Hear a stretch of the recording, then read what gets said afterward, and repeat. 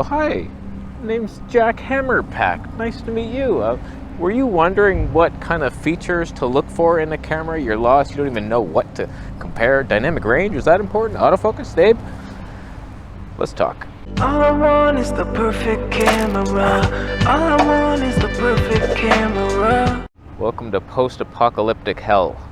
Oh, this is good time. So we're on the Sony ZV-E1 with the Zeiss 55mm 1.8 at 24, and we're in an apocalypse-like land, industrial.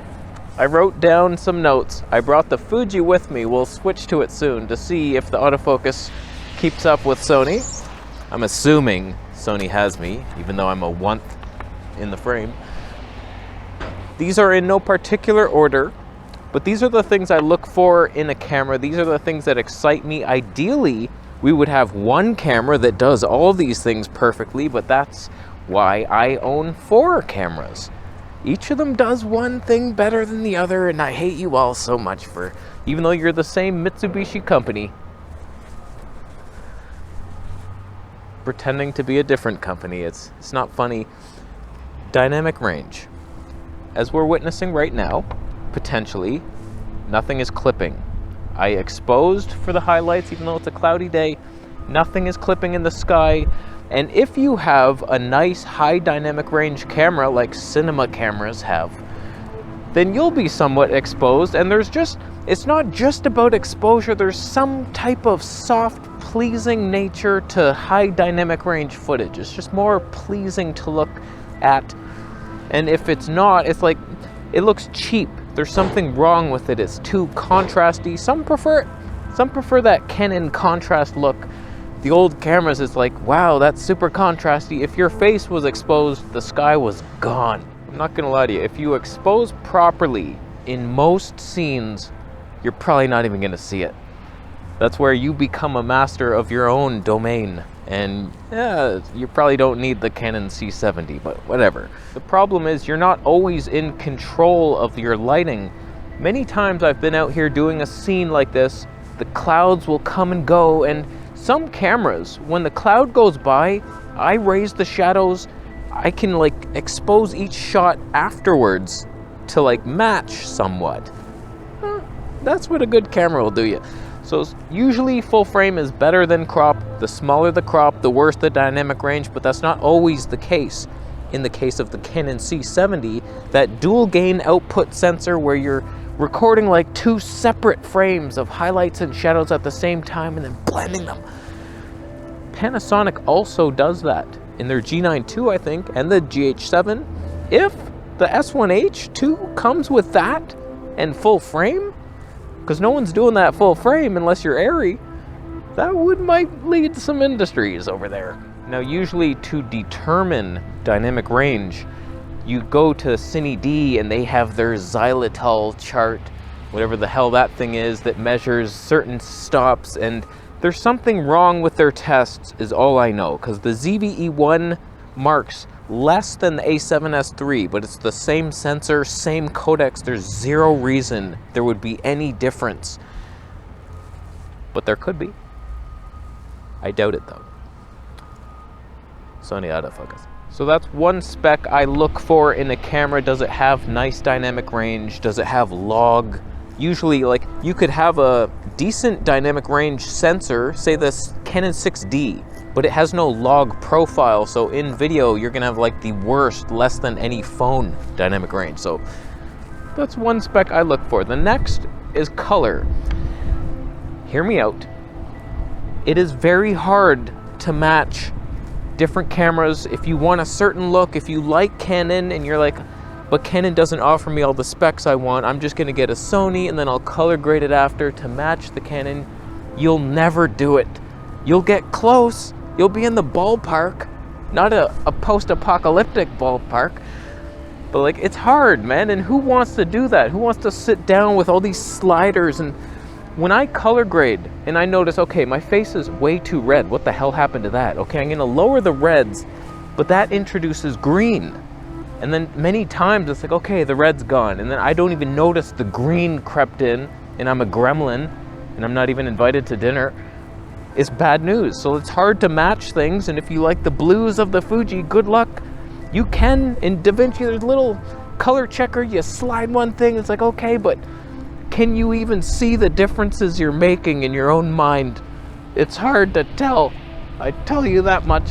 So it's like, when you have a nice color science, it's just nice. You don't have to do anything. It's just like log, put a LUT on, and then the colors are good. And then you're just contrasting. It also takes a lot of time in post, especially if you have many different scenes. Like this is one scene. Hopefully the sun doesn't poke out one more time.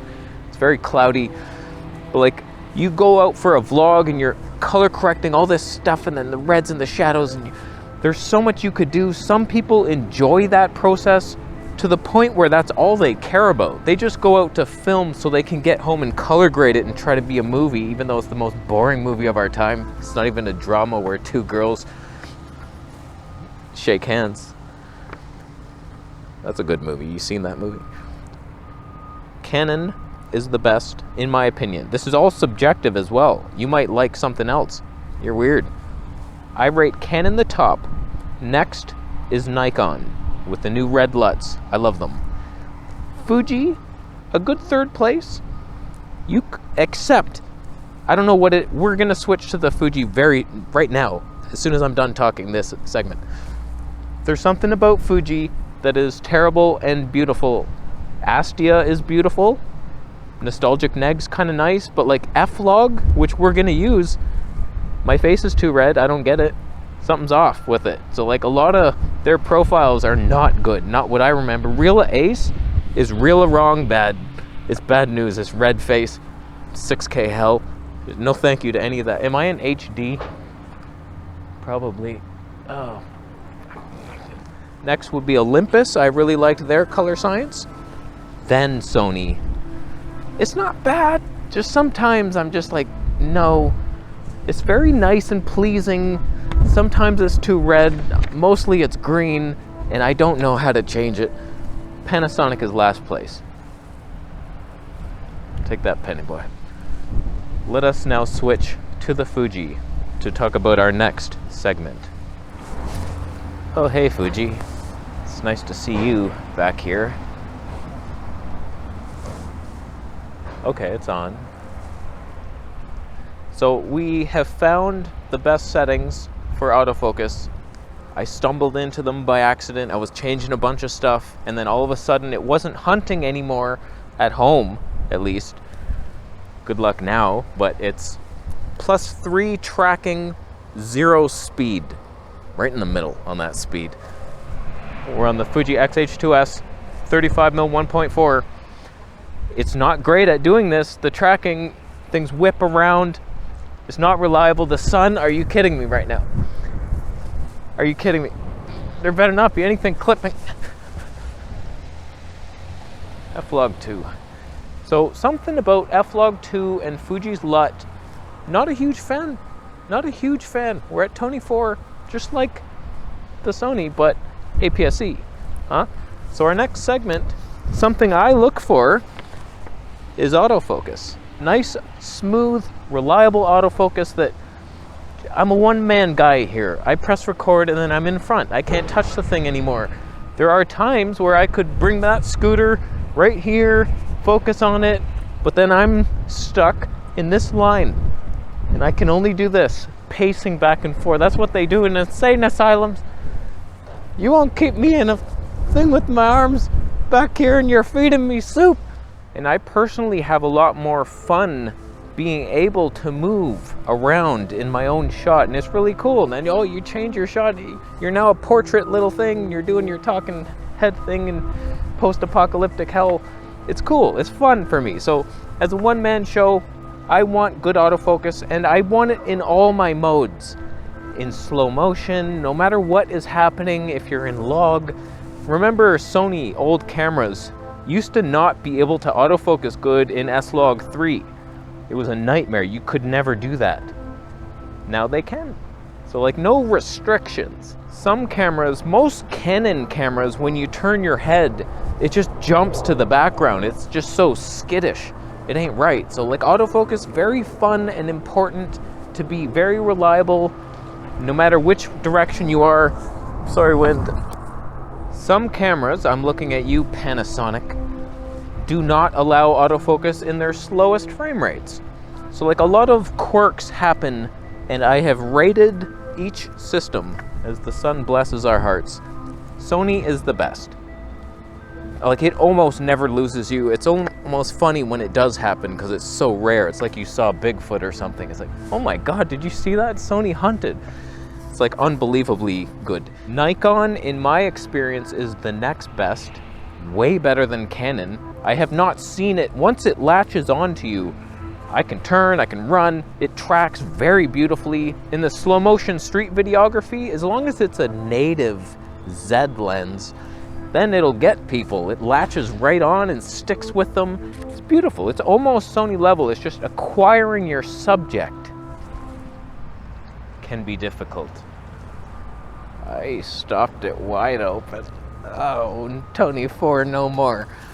So it's Sony, Nikon. I would say it's been a while since I've even used one, but Panasonic might be the next best. I know you're thinking photography shit. Step outside of the room, sir.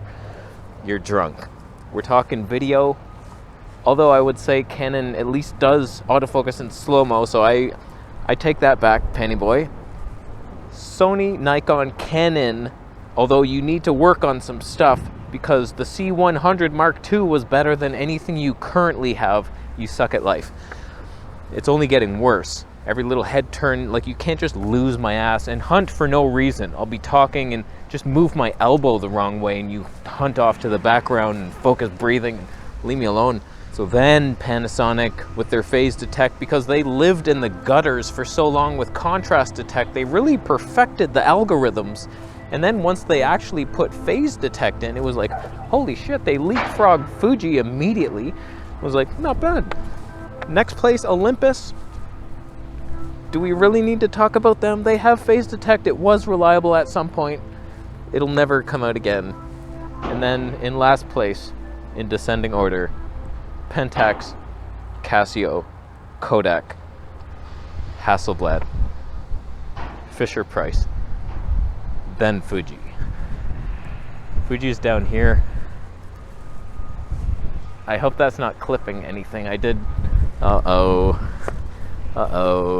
Fuji, I've just noticed you're not good. You never were, but you're even worse than you were, and that's bad. All right, just a couple more features here that I appreciate in a good camera. The perfect camera that we deserve should have good stabilization. Now this is where it gets weird because some companies are really good at telephoto stab, but terrible at wide, like Nikon and Fuji. You're both great for telephoto, but then there's Sony, who's like better than both of you at the wide end, but then they suck for telephoto. But then to throw another wrench and curveball into your scene, Sony's actually better when you're moving and following something. There's no jerky movements. It's very smooth. But because their lenses are so front heavy, it's always kind of balancing like that, and then you get these wavy motions. So like Nikon, Panasonic, Fuji, everyone else, when you're just handheld, it's like a rock. You're on a tripod basically, and it's beautiful. Until you start moving around, and then there's jerks. And it's like, there's no perfect system. For the slow motion street videography, I'm on a skateboard bumping around. Sony's pretty good at that. Like, I never see weird jerky moments where on Nikon, it's like I can literally see the frame moving up and down, and as it's like, it's really distracting and terrible. We're clipping pretty hard there. We're stopping down the Tonys. But especially if you want a really nice prime lens and then your camera doesn't even have stab, it's like, well, you can't do anything handheld ever unless you're shooting at 1,000 frames per second, and then stab becomes like not even that necessary. Most of these like slow motion cams don't have stab because they're so slow. But like, do we have that? No, we don't. The last thing I look for in a camera is usability. This is the last segment here. Easy changes to stuff I want to change. For example, Nikon is so annoying that I have to hold an ISO button to change, and then I cannot switch into auto in aperture priority. I mean manual. So it's like you can only do one or the other. It's like really awkward to do and not fast. Some are just so easy to change everything. I don't like the left-handed mode dial. Leave me alone with that. Or the locking switch that I have to hold while I turn it. Fuji has a locking switch, but you press it lock or unlock. That's way better. But you're also on the left-hand side. So it's like right hand, much better. When it comes to custom modes, some of you are limiting me to 3 modes. That's not even close to enough. I think I have 7 on here. On my Sony, I can do 14 custom modes. It's just a different system. Canon, I think, is 3. Panasonic's like 10. It's like, yeah, give me way more than 3. Are you joking? Canon with their custom white balance, having to switch out of your movie mode, take a picture, go back into the movie mode, change a custom thing on the quick menu, and then go into the menu to turn that on. What are we even doing? Whereas most cameras, you just like press a button, white balance, boom, done. Although, side rant, Fuji, your custom white balance is never right. I do it, I have my little white card, and then I click it, and you're like 200 off, at least.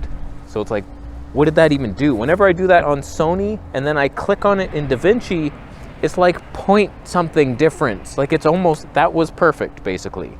And then minor tweaks. Because I don't know what I'm doing when it's like tweaking greens to magenta and it's like, what am I looking for? Okay, it's too green, I had it magenta, now it's way too magenta, but I can't see it. That falls into the color category. But little things like the tripod screw being too close to the battery door, and then I have to remove my tripod every time I want to take the battery out. Come on now. Or having a bad battery. You should have like one really good battery, and that's in all your cameras until new tech comes along, and then you have a new, bigger, better battery. But like, I hate these budget models with the tiniest battery. Those are gross. Some cameras don't even let you punch in to check focus while recording.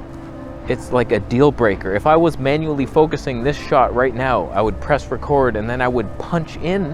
I could be like way back here, punch in, and I could see the peaking still. Not now because of the damn sun, but at home I can do an 85mm lens on the Sony, no problem, because it punches in. Then I'm like, okay, right here, and I can see the exact place, and then I stay there, and then we make our video. But Nikon will not let me do that. And some do it better than others. Canon C70 lets me punch in and then it turns to black and white where only the peaking shows up. How dare you, clouds? So it's like, you know what I mean? Panasonic does that as well, all the time. Monochrome live view, that's a brilliant feature for manual focus hobos. As we see, we don't need that because Fuji is perfection. Beautiful autofocus.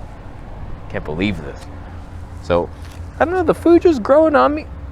I gotta tell you, it's once you put it into 1080p, you get a glimmer glass on there with the settings at home. Okay, I like this lens. It's poppy. Is it as good as the Sony? I don't know. It's not terrible. The real last thing on this list, which we don't really have to talk about because I've talked about it so much, is lens selection. Just go watch any video I've made over the past year and a half.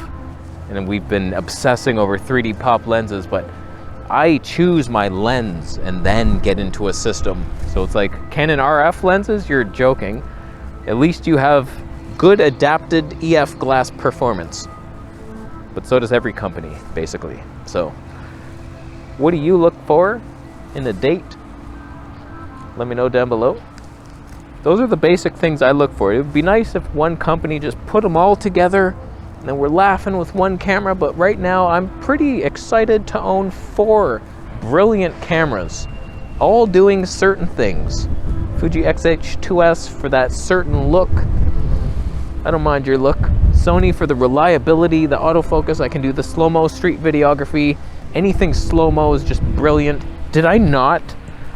Oh my God, I skipped over the slow motion segment. That was like the most important. Okay, I just switched into Astia because how dare you, Cloud, that was very bad timing.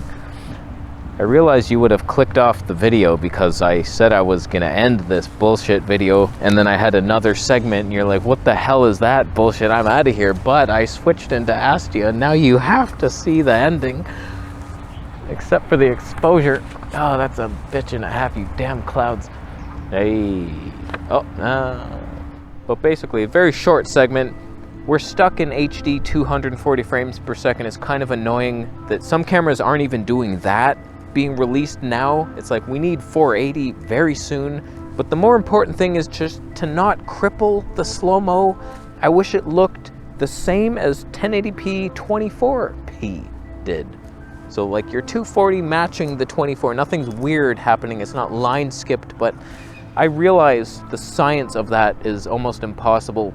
If you design a sensor for ultimate speeds, something's gonna take a hit, most likely dynamic range and image quality. So there's not having cake and eating it as well, but it'd be nice if we're just doing really good slow-mo that has autofocus performance that's as good or better than your regular frame rates, and no crop.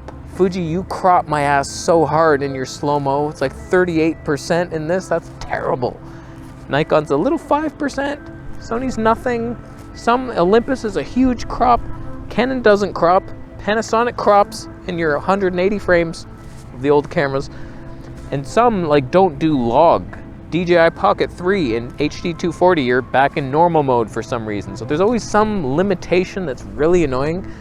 People are staring at me. CVE1 is the best. Z6 III is pretty damn good. XS20 is good for some. Astia has prevailed. What was better, Astia or F-Log? If you expose properly, these standard profiles are good, but I never do expose, so I'll leave. Fuji autofocus has saved the day. Bitcoin is available to throw away. That rhymed. Subscribe for my man,